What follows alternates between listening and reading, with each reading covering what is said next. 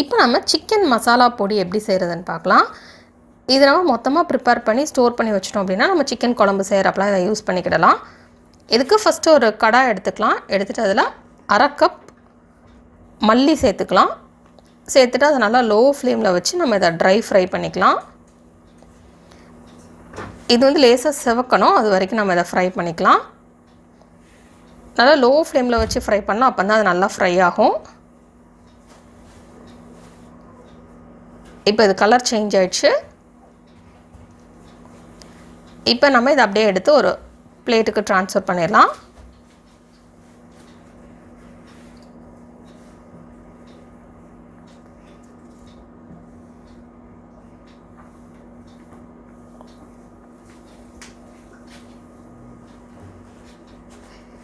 Next நம்ம இதே கடாயில்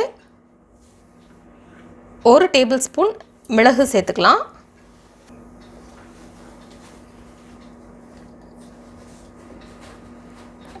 இப்போ இதில் மிளகு சேர்த்தாச்சு.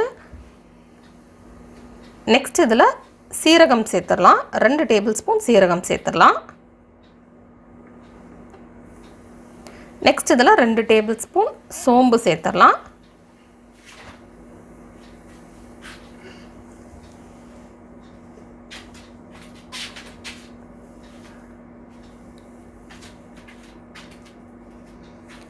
நெக்ஸ்ட் இதில் 2 அன்னாச்சி பூ சேர்த்துடலாம்.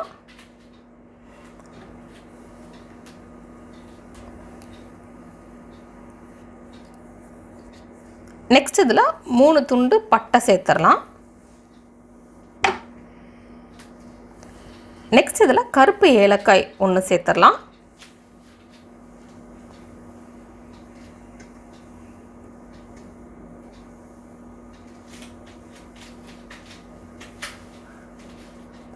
நெக்ஸ்ட் இதில் ஏலக்காய் சேர்த்துக்கலாம். 10 ஏலக்காய் சேர்த்துடலாம்.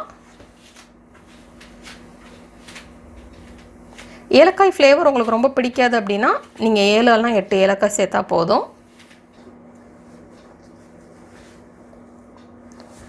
நெக்ஸ்ட் இதில் 15 கிராம்பு சேர்த்துக்கலாம். நெக்ஸ்ட் இதில் 3 பிரியாணி இலையை இந்த மாதிரி பிச்சு சேர்த்துடலாம்.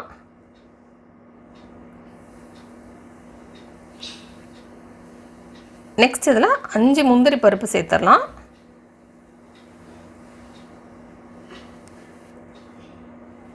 இப்போ இதை வந்து லோ ஃப்ளேமில் வச்சு நம்ம ஃப்ரை பண்ணிடலாம்.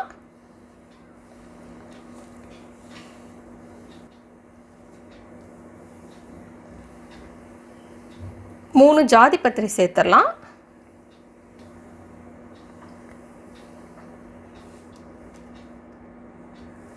நெக்ஸ்ட் இதில் ஒரு ஜாதிக்காய் சேர்த்துடலாம்.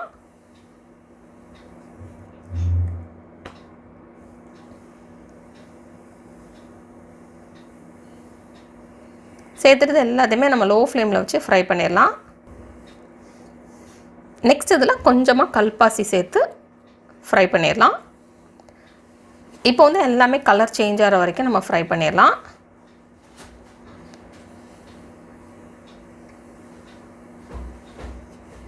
இப்போ இது கலர்லாம் சேஞ்ச் ஆகிடுச்சு, நல்ல ஒரு ஃப்ளேவர் வர ஆரம்பிச்சிருச்சு. இப்போ இதை தனியாக ஒரு பிளேட்டுக்கு ட்ரான்ஸ்ஃபர் பண்ணிடலாம்.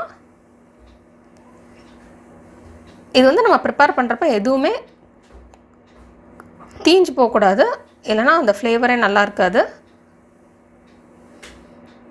நம்ம குழம்புல யூஸ் பண்ணுறப்ப அந்த கருகுன ஃப்ளேவர் வரும். அதனால் நல்லா லோ ஃப்ளேமில் வச்சு கலர் சேஞ்ச் ஆனோடனே நம்ம டக்குன்னு ஒரு பிளேட்டுக்கு ட்ரான்ஸ்ஃபர் பண்ணிடலாம்.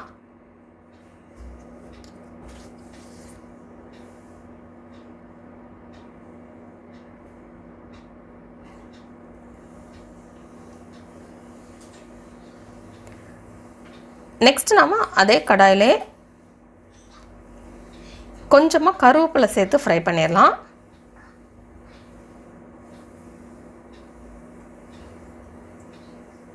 இது நல்லா ஃப்ரை ஆகணும். இந்த கருவேப்பிலை வந்து நல்லா மொறுமொறுன்னு வரணும், அது வரைக்கும் நம்ம இதை ஃப்ரை பண்ணிக்கலாம். இப்போ இது நல்லா ஃப்ரை ஆயிடுச்சு. இப்போ இதையும் அதே பிளேட்டுக்கு நம்ம ட்ரான்ஸ்ஃபர் பண்ணிடலாம்.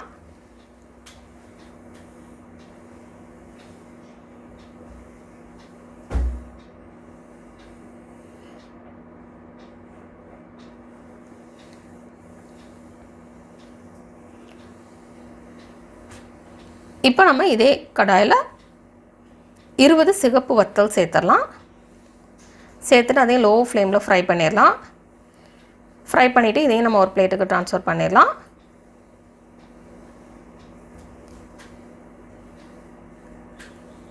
இப்போ இது எல்லாத்தையுமே ஆற விட்டுடலாம். இது எல்லாமே நல்லா ஆறுனதுக்கப்புறம் இது ஒரு மிக்ஸி ஜாரில் சேர்த்து நம்ம நல்லா ஒரு ஃபைன் பவுடராக அரைச்சி நல்லா ஒரு ட்ரையாக இருக்கக்கூடிய ஒரு பாட்டிலில் ஸ்டோர் பண்ணிவிட்டு நம்ம தேவைக்கேற்ற மாதிரி எடுத்துக்கிட்டோம் அப்படின்னா அது ரொம்ப நாள் நல்லா ஃப்ரெஷ்ஷாக இருக்கும்.